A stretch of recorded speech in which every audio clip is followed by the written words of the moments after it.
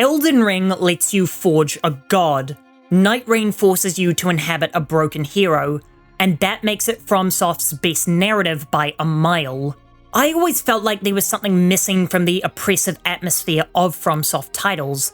There was never any friction against that overwhelming dread, as your character is a mute avatar for us, the player, so naturally they wouldn't react to the horrific world around them. But that's what makes Night Rain so special, because we finally have characters that can be affected by the all-consuming despair of these games. And in doing so, it presents us with what the heroes of the Lands Between would realistically be like. Broken individuals who were repeatedly beaten down by this cruel, unforgiving world. Just as a player falls into despair when the immense difficulty of the game overwhelms them, these Nightfarers are all people who have had their hope and faith shattered by the oppressive world they inhabit.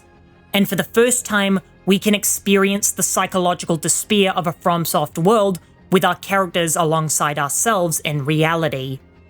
Every Nightfarer arrives at the Round Table Hold with no memory of what came before or how they came to oppose the Night Lord. This is why the personal storylines of the Nightfarers are called Remembrances, because it's them recalling a previous cycle in which their story arcs played out.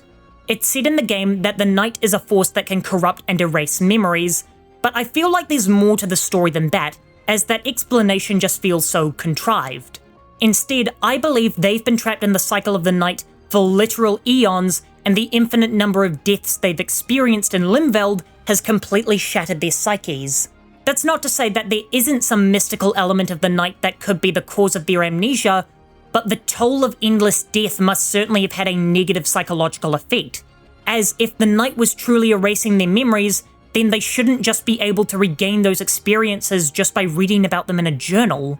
For them to be able to recollect their experiences just by reading written accounts from them, it sounds far more plausible to me that they all have severe trauma, and reading about their past is the trigger that helps them break through this hellish cycle of agony and allows them to regain their identity.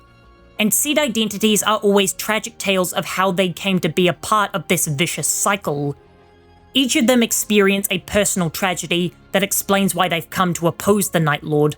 However, since all 8 of them have an extremely painful motivation for being here, that could also explain why they each have repressed memories, as these inciting incidents could be the root cause of their trauma, and after centuries crusading against the Night, they may have repressed their tragedies, in turn losing their identity and becoming listless souls who only exist to battle the Night.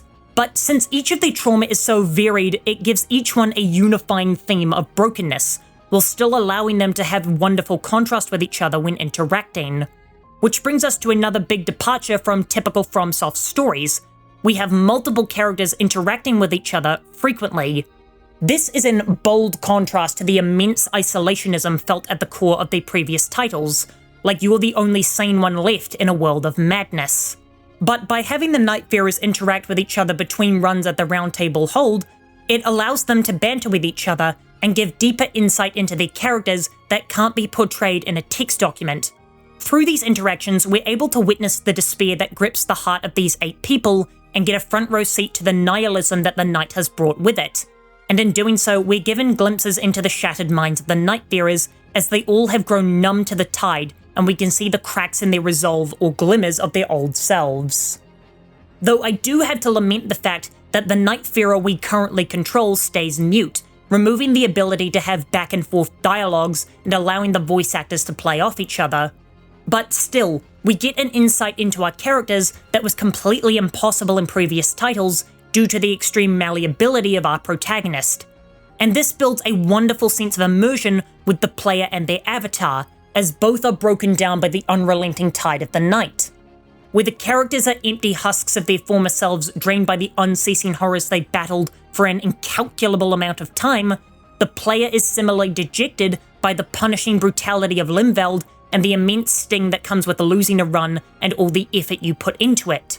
Where previously it was only the player trapped in the cycle of death and rebirth as they threw themselves against impossible enemies repeatedly, Night Rain is able to cast that mindset onto the characters and translate it into 8 unique origin stories that all end in the same place of despair.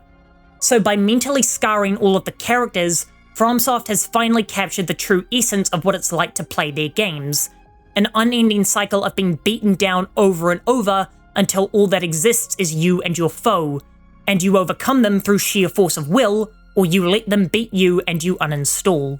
For more Elden Ring Night Rain essays, here's one about how the game is essentially a horror title, and I'll be back in 2 days.